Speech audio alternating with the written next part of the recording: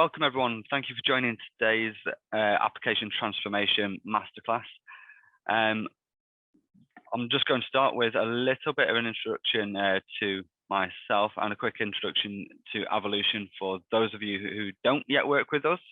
For myself, I'm Nick Stevenson-Steels. I am a consultant here at Avolution, and I work with many of our clients, working with them to help them achieve their enterprise architecture needs, whether that's training in our product or working through different use cases to their business needs.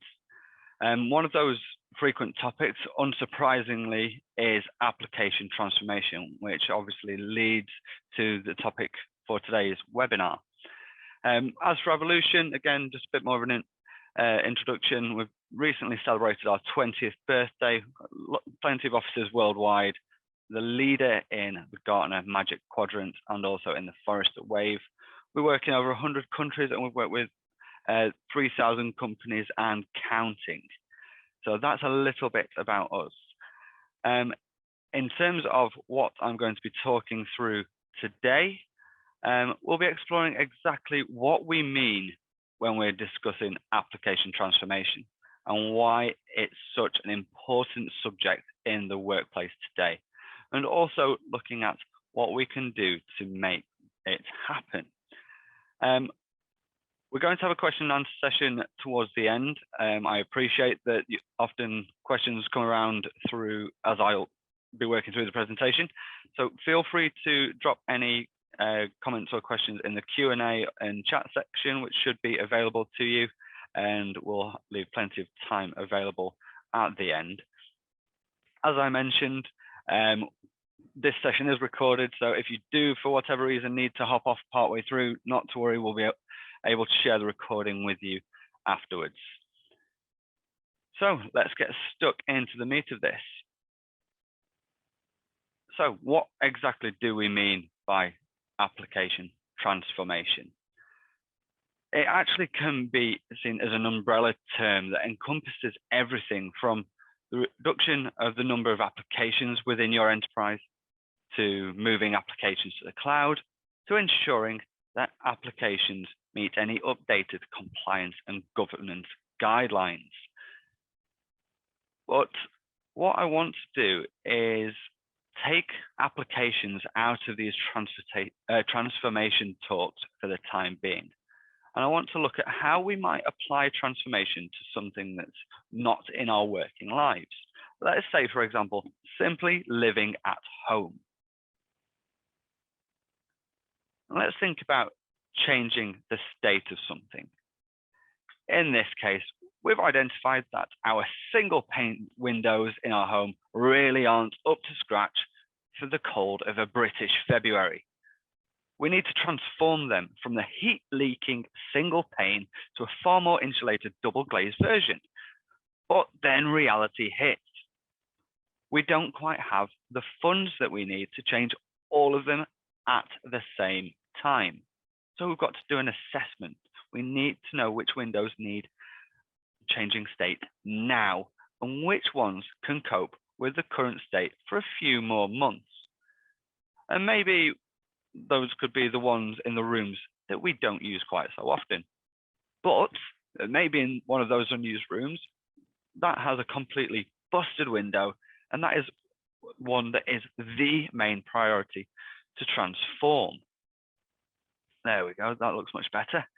But let's not forget, like when we're doing the state of change, that we have a case for changing states in a priority. That we have a case for changing states for different priorities. So rather than just using rudimentary metrics, as I mentioned, that room doesn't get used, as that might not actually give us a true reflection of what transformation needs to happen. So we need to start considering different factors. Okay, moving on, let's think about compliance. We're ongoing with transforming our windows. That will get done. But then we get hit by a message from our energy provider that's letting us know that our recently installed boiler that's filling our house with all of that lovely, lovely heat for the winter is actually violating lots of health and safety regulations. And it could be my fault, an oversight, because I'm just so busy I didn't realize what I needed to do, or it could actually be the installation company's fault. But what we know is that's actually irrelevant, because right now we're going against these regulations. And if I don't get this fixed, I'm going to be landed with a hefty fine. So the fault, not important at the moment. All we need to do is actually upgrade the boiler. We'll pay for it, and we'll figure out all of the arguments, who should pay for it further down the line. We need to be compliant. Okay, so moving on to the next part in terms of rationalization, we've got there. We've changed the state of the windows. We live in a house that has double glazing and can keep us insulated. We might be living on beans on toast because we've spent all of our money and beyond. We'll deal with that. We've resolved the boiler issue, and we're clear with the health and safety regulators. Maybe we can just settle down and lead a comfortable life in this grey house that obviously is ever so slightly different from the previous one that I've just shown. But we have decided, my partner and I, to go all out, and we want to add a loft conversion. And whilst we're at it, I want to go ahead and build a lovely extension so I can finally have this home office that I've always wanted. Now, we've put our plan together, and this is what it's going to look like. But unsurprisingly, I've been a little bit short-sighted. I planned what I need to do to build my office, but my partner's planned what they need to do to build a loft extension. Apparently, we need to work on our communication. Where have any of us heard that before? But we've gone on to employ services of architects, and I'm not meaning enterprise architects here, employing builders, roofers, and electricians. Now, yes, I know we might need more than that, but in this simplified scenario, that's what we need. And we've both found separate providers that will supply all what we need for our respective projects. And would you believe it, we've figured out that both sets of workforces are doing exactly the same style of work for each project, and we're paying them similar amounts of money to do the same thing. For me, that's seeming awfully inefficient. Unfortunately, I've clocked onto this before we've signed any contracts, and having assessed our options, we can consolidate what we need to be done by using one provider. And what we've found out is they've given us a discount because we're giving them more work, so they're giving us a better rate. So we end up with the same result, all through a bit of rationalization of our providers. So there we go. We've transformed our home. We've changed the state of our windows. We've installed a compliance boiler. So again, transforming something in our home. And we've added our extensions and keeping costs down through rationalized services. And I appreciate that a lot of what I've just gone through there, it's not rocket science at all, but it's just a way of explaining transformation to those either in your team, family, whoever it might be, that don't have a clue what we actually mean by transformation. And all of this can be applied directly to our application portfolios. Unfortunately, some of these things that I've just gone through do get overlooked.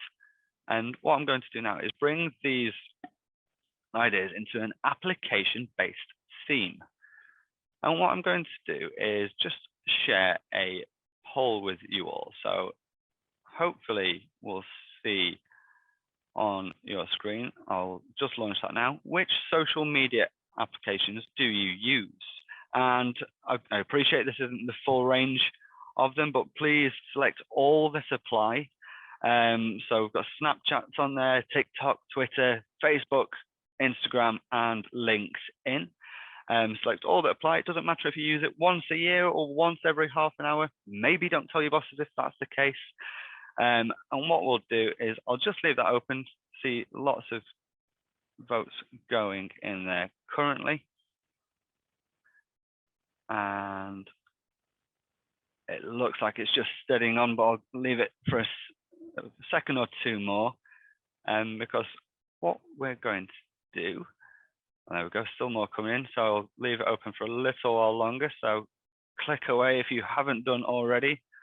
There's no major rush, but I'm going to leave it open for another few seconds, and that will do it. And I'll just share those results so we can see we've got quite a range of people on there. LinkedIn seems to be a popular one, as does Facebook, Instagram, Twitter, Snapchat, and TikTok, not so much. If I just stop sharing those results, the reason I've asked you to do that is because what I actually want to do is explore that in Abacus. And I'm going to do a little bit of role playing with you all now. Nothing weird, don't worry at all. But let's assume that everyone that's just taken part in this poll are part of the same organization. And if I just hop across to Abacus, now we're going to pretend that these social media giants, they're not predominantly funded by targeted advertisements, and we actually have to pay for the privilege of using them. Well, hopefully you can see where I'm going with this. And what's more, we have to pay per user as well. So let's just take a look at these fabricated costs that I've pulled together. So if I move across, and what we can see there is each of our applications got an annual cost and a cost per license. So what I'm going to do is actually fill in this data based on the numbers I've seen on our poll. So the number of Facebook users, we've got 30 in here. Instagram, looks like we've got 24, so slightly less. LinkedIn, that's a resounding 44, so that's our highest total so far. As for Snapchat, not too many there, there's 5. Twitter, another popular one with 26, and TikTok, again, down at the lower end with 7. Okay, that's all well and good. What we can do now is actually calculate our overall costs based on these users and the cost that we've got attributed to them with an algorithm. If I just run that, what we'll see is the costs will appear at the top. And what we can figure out now is how much we're spending overall for each individual social media application. But other than that, right now, it's pretty hard to gauge anything else. What do each of these social media applications actually give us in regards to functionality? So let's just have a quick look at what they could provide. And we've got some functionalities detailed here. So we've got a photo video library, access to online shopping, job searching, personalized ads, viral sensation creator, ever so important, obviously, and messaging. Right, so once we've got these, let's see how they are actually connected together. And if I click on next again, what we should see is that our applications do link to some of these. And if I start with TikTok, I hover over there, I can see that it's actually linking to 4 of these functionalities. Twitter, just to 3. Snapchat also to 3. LinkedIn to 2. Instagram seems to be quite widespread in this in terms of connecting to 5. Facebook connecting to 4. And what we're able to do is actually run a calculation to show how much money is being spent to deliver each of these functionalities. So again, we're starting to use other algorithms. So if I run that, we can start to see that we're spending nearly £10,000 based on our users on photo and video libraries. We're spending 11,000 just over on messaging. And what we can also see in this bottom left corner is a complexity simulation that runs within Abacus that shows the number of connections. In this case, how many applications are actually providing this functionality. So we've got 5 out of the 6 that provide the same functionality, 6 out of 6 for messaging. Whereas with job searching, we just have the 1 being linked in. So we can start to consider application transformation based on what they are connected to. Okay, so didn't mean to move on from that. So we've got a bit more visibility on what they can provide. And let's have a look next based on the importance of these functionalities. And we'll see in the bottom right corner now, we've just got a nice straightforward rating of how important these functionalities are. Got 3 of them highlighted here as being highly important. So messaging, personalized ads, and video library. That's just how our fictional organization is working. Access to online shopping and viral sensation creator, unsurprisingly, not too important. Unsurprisingly, our job searching, our organization does value that. We'll not go into the details of what our organization is at the moment. It's completely fabricated, but that's where we are. Also, what we can see on here are the end of life dates of our applications. The ones in red indicated that they're indicating that they're going to be out of at their end of their life in the next few months, whereas the 2 in green are indicating to me here that we've got a little bit longer to go with them. So again, we can start to get some more valuable insights. And now we've got all this, like, it actually gives us those insights to help us enable to transform our application portfolio. So overall, what we're doing, we're spending, it looks like in this current scenario, nearly 40,000 providing this functionality with all of our content here.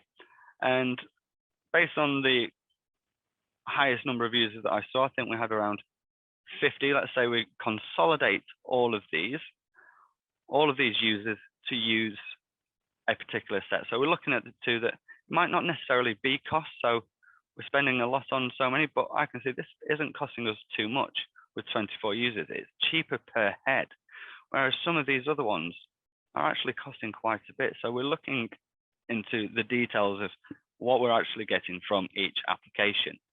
This one provides 5 of our functionalities, which is great. And we've got another one here that's providing the 1 remaining one. So what I can do, let's have a look at the before and after state. And let's just say, for example, let's remove those ones out and we can compare the differences between our different states. So we're just going to remove all of these ones that are in red that are due to the end of life. We're not going to renew those contracts.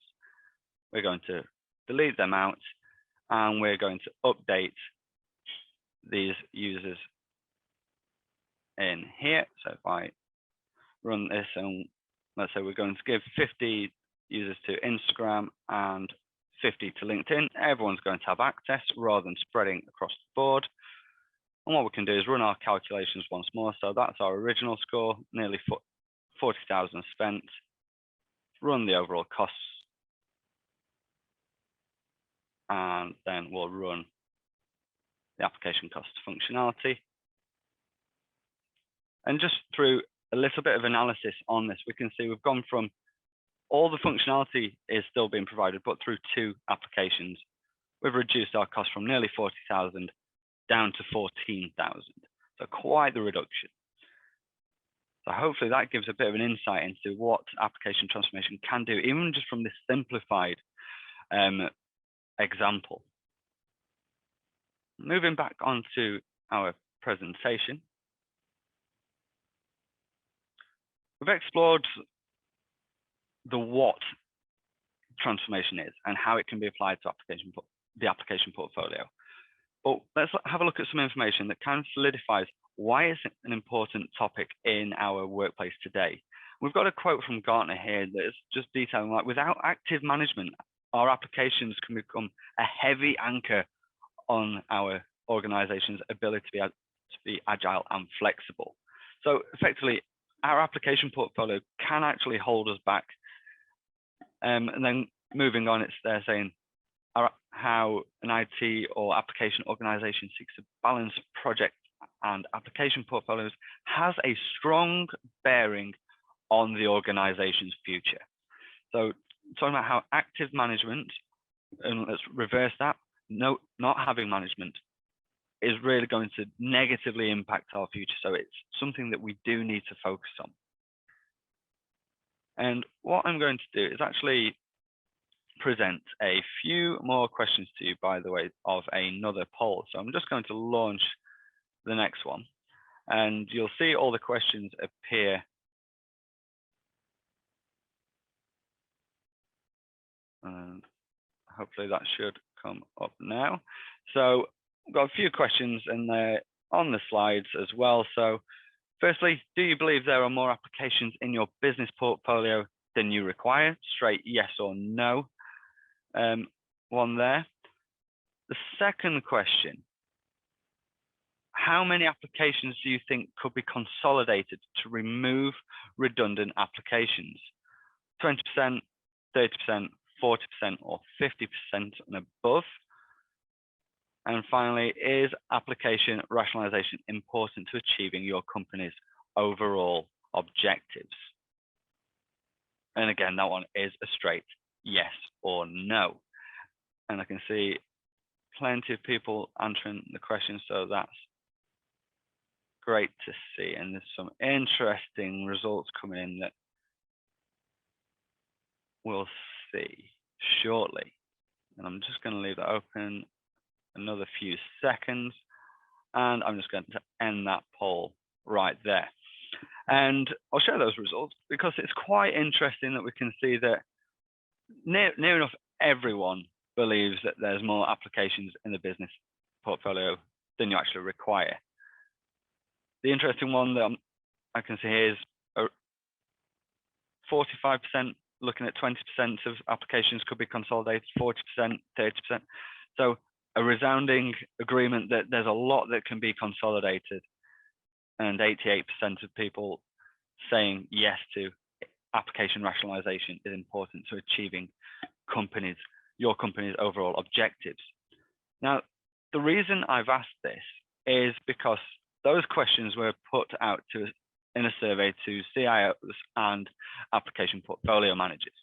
And we can start to see some quite close comparisons here.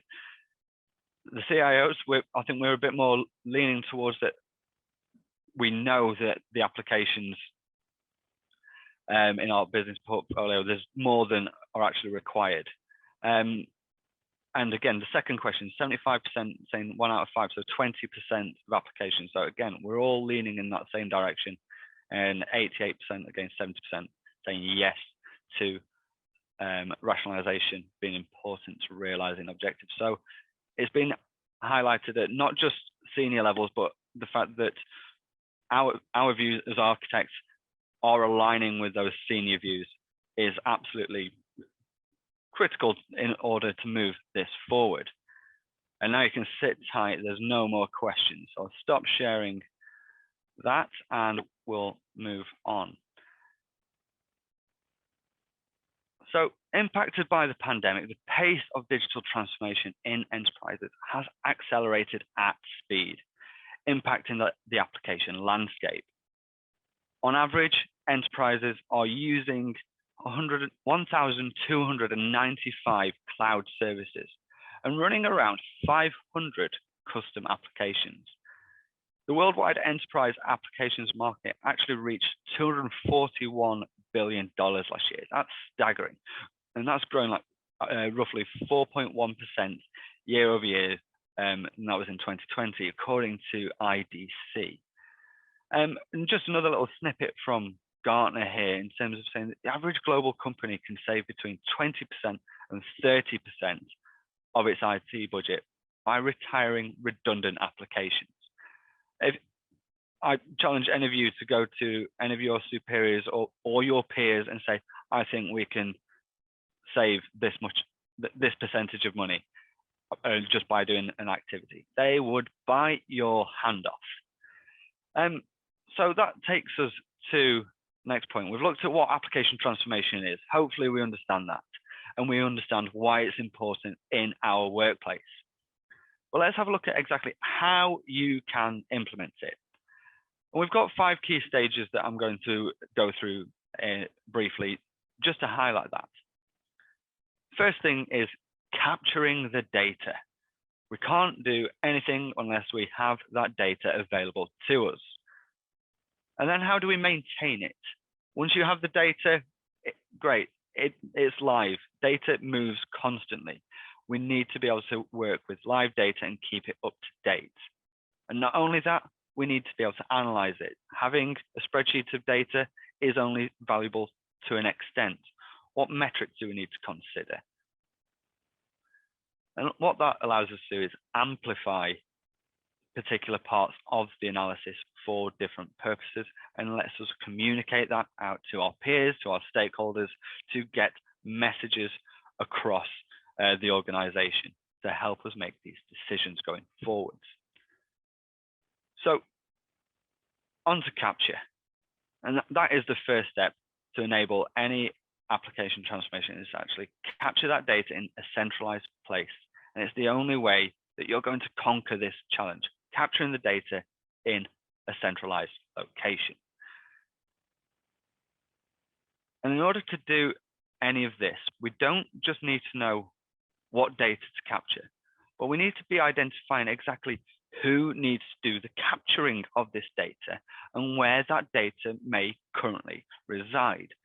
We need to know what stakeholders need to be kept up to date on our progress and what kind of metrics they want reported.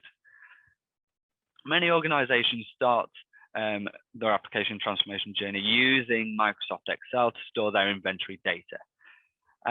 But over time, the inventory is going to become more and more complex, and Excel, for as good as it is, it can become difficult to maintain, especially automatically updating data. It's just not as well supported in an Excel-based solution.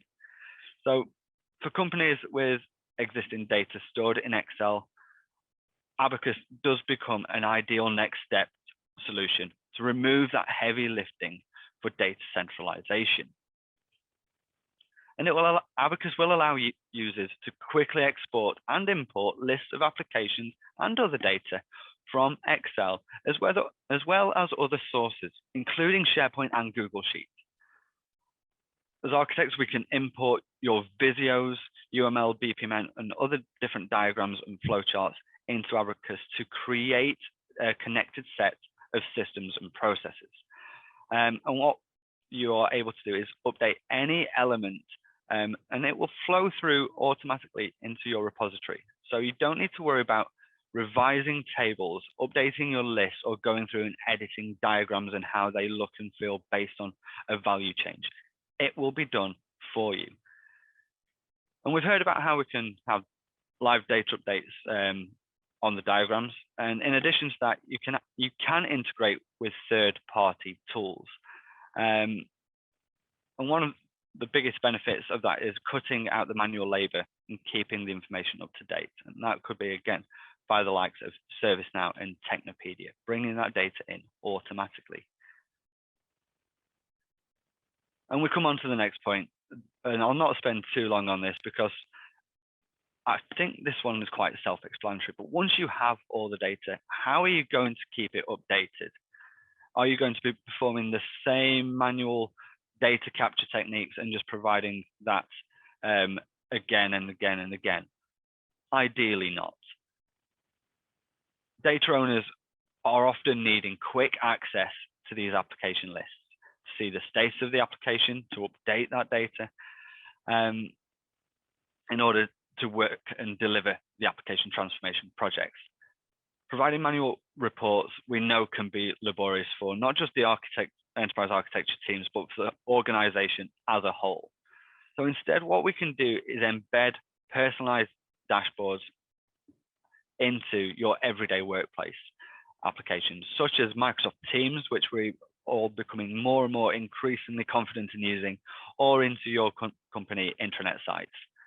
And it's allowing architects and your everyday users to answer their questions very easily. So such things as who owns an application, who else actually uses this application, and which applications are at high risk of cyber attack.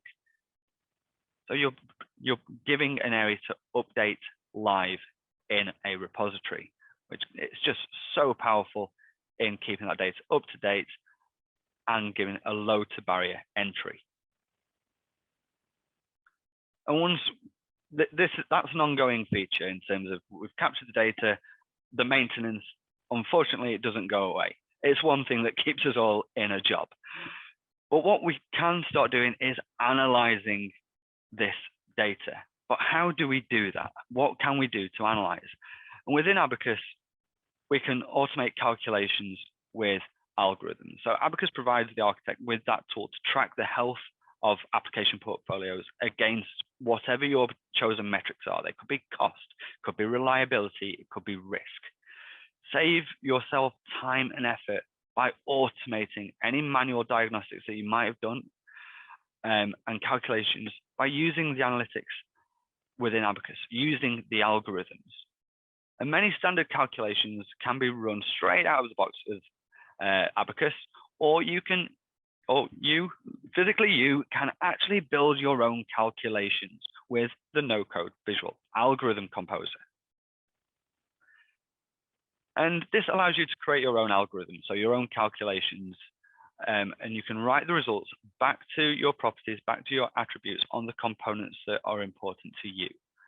You may want to simply perform a sum of all of your costs or score all of your risks, or even perform a more complex APM assessment.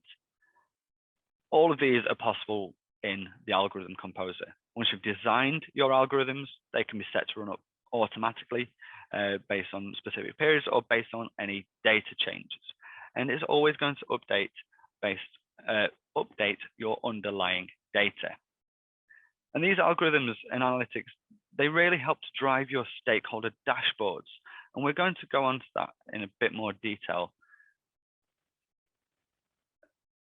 So if I move on, I'm actually looking at amplifying and communicating all of this kind of it's 2 points in one.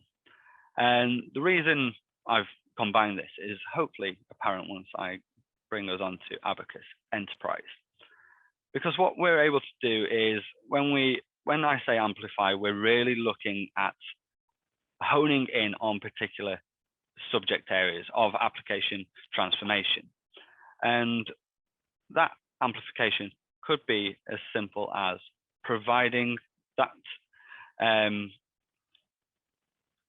area to update the data. But what we are providing as well is, in this instance, we've just got a catalog where we can update the data live.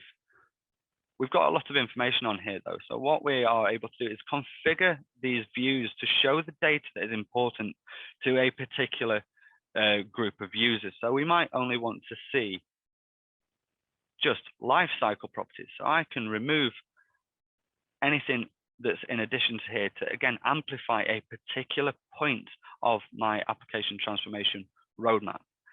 I might want to look at the application lifecycle financials.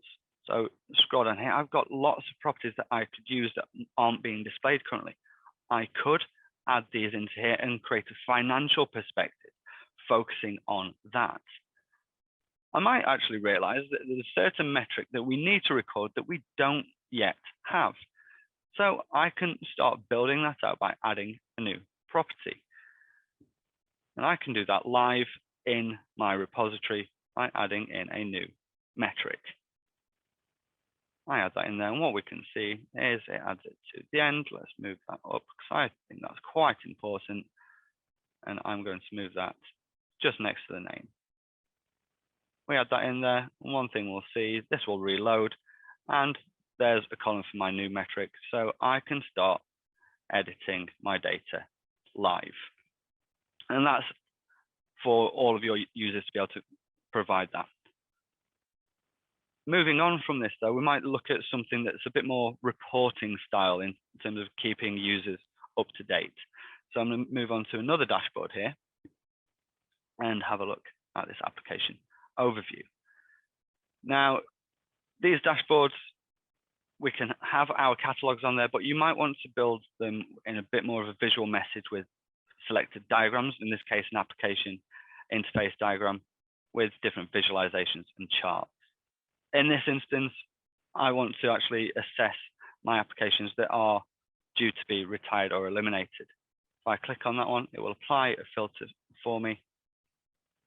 And what you'll see is it actually filters down and gives me that honed in view, again, amplifying a particular point, in this case, my items that are due to be retired and eliminated. And it's filtered the diagram and the other portlets that we call them, whether it's a catalog or different visualizations. So now I'm only focusing on these applications marked to be retired or eliminated.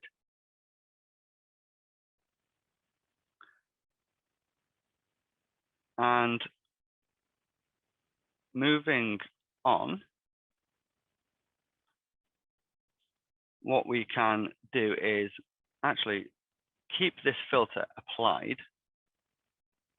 by going to another dashboard. You'll see my filter stays in place.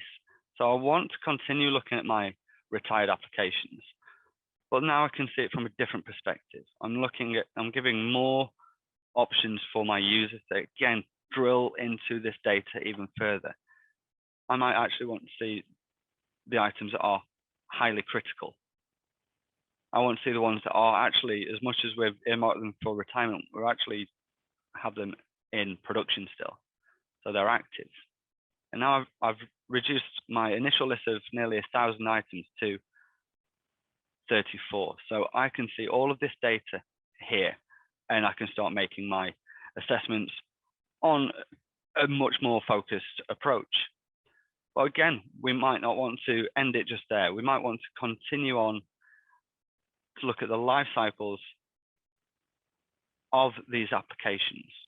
So all of these that are highly critical, still in production and due to retire, I can see already that their retirement date, we've got some of these that are still in production that are no longer in support. That for me is showing that there's a risk. And what I can do is actually filter down on here to anything that's, let's say, greater than 2021 or blank. I want to see those details. So you'll see when I scroll down, we've got all of these items that are due to retire within 2022 or that don't actually have dates. I can actually use this to start populating these dates. Again, updating that data live. In this instance, I'm not only able to update the data in terms of providing data against the applications, I can start to identify, well, application 470 is going to be retired or has been retired. It doesn't have a replacement. Do we need to have a replacement for it? I can communicate with my colleagues and we can actually decide, yes, that is going to be replaced. What is it going to be replaced by? Well, let's say this IVR application. And we create a connection directly within our catalog, all linking back into our repository, triggering any calculations that go with it. So it's all working live together. And you'll see all of these filters at the top, and I will remove these to show the full entirety of my application portfolio, so I can actually take that step back and I can start focusing on a different amplification route. The final point that I want to show in here is the timeline perspective that you might want to go down in terms of looking at your applications based on what they impact through their connected processes and capabilities. So we'll see if I drill down into my capabilities and into my processes, I can then see all of the applications that actually underpin that. And I might want to color these based on if this one here went end of life in 2020. I might want to find out what that one is, which is probably one of these here, and find out what we're going to do with that. So again, we're looking at different views, different ways of communicating the importance of various applications to our stakeholders. So we've started from identifying that data, looking at how we maintain it, analyzing it through various algorithms and simulations and different analytic methods, and then we're amplifying and communicating that out to our organization. It's 5 very simple steps that you can remember just to take forward. And that is all from me. So thank you very much for listening. I can see we've got some questions that have been populated in the Q&A, which is great. So what I'll do is just take some time to go through those. So do feel free to add any more if they are coming in. Okay, we've got a question here. Why is the number of users a manual entry? Can it be automated, integrated to the source of truth?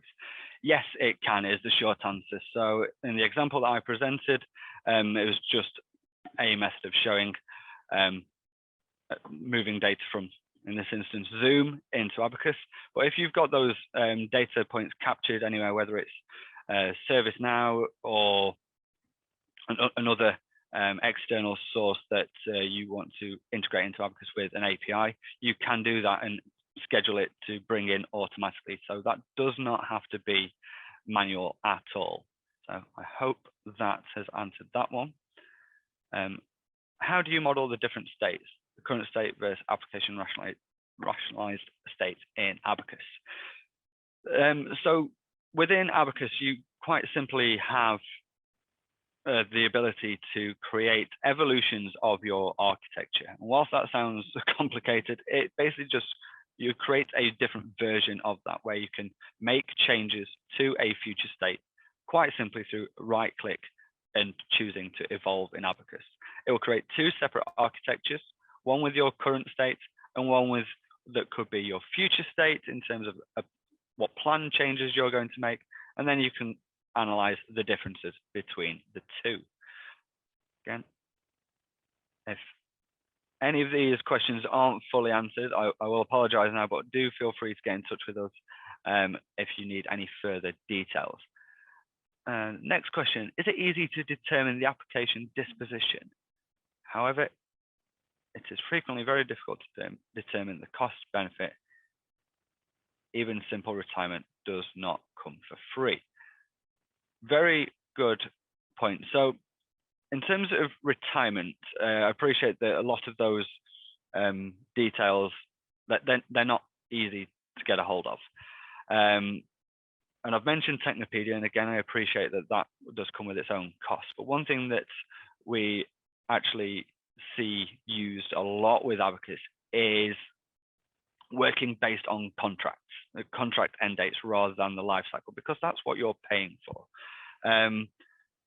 Often those end of life dates, they can be obtained with a bit of manual effort, and I appreciate, again, it's not the easiest thing to do, but unfortunately that's it's one of the things you can either pay for it or it's actually putting in the legwork, which often is frustrating, and it doesn't distract away from what you can do. Again, hopefully that answers the question there. Apologies if not.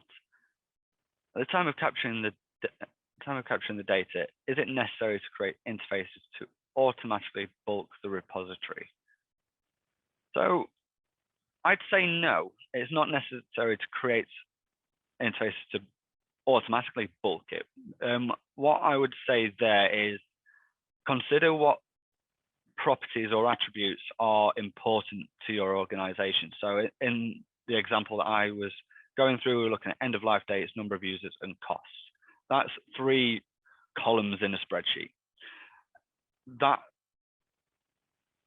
if you get that for 6 applications or a slice of your portfolio, that will start showing you where you can improve on, again, a bit more of a concentrated level. If you can start proving value on a smaller concentrated level, what we do find is that you can then start expanding that. So you build out incrementally.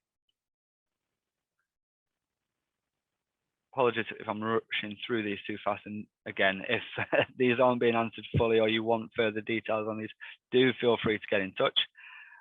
Just working through these questions. So you demonstrated different ratings of items in your diagrams. Are there any default ratings that you recommend?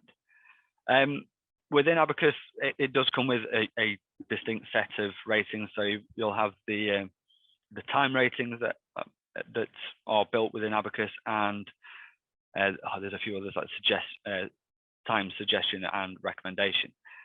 What you are able to do though is we've got different maturity scores that you can build out there, and you can actually design these yourself, whether it's criticality scores, maturity, flexibility, fragility. All of these can be calculated, and it's up to you which ones are important to your organization. And can you apply permissions so that only some users can update the properties shown on the catalog? Very good question. Yes, you can. Everything within Abacus can be controlled by permissions, whether that's an overarching catalog to allow people to even see it or not, down to the properties. You have the ability to granularly reduce the permissions, so people can either not see it completely or have full access. It's the create, read, update, delete functionality. So you can actually set that depending on how constrained you need that to be. Last couple of questions, I think. So we're wanting to grade our applications to help us assess where to rationalize. How can we capture these? So grading the applications, it's one thing that I actually might be able to just display in Abacus. I've got a dashboard on here. So I appreciate that when you're grading applications,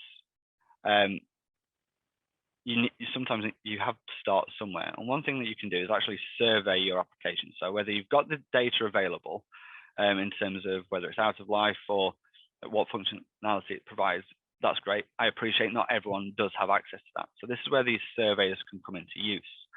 So what we've actually got is lots of questions around an application. And the user quite simply can come into Abacus and start grading each of these questions. And I'll not do them all, but you get the idea in terms of I can grade 1 to 5, the operational risk, supportability, and whatever questions. And again, you can design these yourself. And all you need to do is connect the application that you want to actually survey. And then you can aggregate these scores with an algorithm back to said component. And you'll see once I add that in there, you can see I've added that in today and I added one in yesterday as well. Last couple of questions. Can you have multiple versions of future state? Yes, you can. So exactly the same as I was mentioning before, it's not just having one future state. You can have many different versions of future state, whether that's different projects. So you might want to assess various versions to make a decision going forward. You might want to have another future state from your future state. So you're going down another level. So it's like you make an assumption that you're making changes to a future state by the end of the year. And then you might want to say, well, actually, once that's happened, what would the following year look like? So you can actually start have as many versions of the future state as you need. Obviously, you just need to be careful on how that is managed. Last couple, I think they've stopped coming in now. The calculations you mentioned, are they standard fixed calculations or can you build your own? Well, I did mention that you can build your own algorithms with that no-code visual algorithm composer. So there is various resources on our knowledge portal that will give you details on how to build those. But there are a set of standard out-of-the-box algorithms and simulations that will allow you to basically plug straight in and start performing calculations. You are able to tweak these to ensure that they're more aligned to your organization. And final question, do you recommend any algorithms that come with Abacus out of the box? Good question. So we've got the two that I see used most often out of the ones that come out of our out of the box. We have our business fit score and we have our technical fit score. And what that will allow you to do is it looks at if I remember correctly, it looks at the connectivity of your applications to your components in the business, such as processes. How many is it connected to? How many users does it have? And it considers the cost of them as well, along with the end of life date. So it looks at it from, I think that's from the business fit perspective. Technical fit, it looks at more around, if I remember rightly again, the technology that it's connected to, ensuring that it's fit for purpose. Again, all of these details are on the knowledge portal, but what they do is they give you a score between -3 and +3 for each, which basically builds that bubble chart we looked at before, essentially one of those time matrices.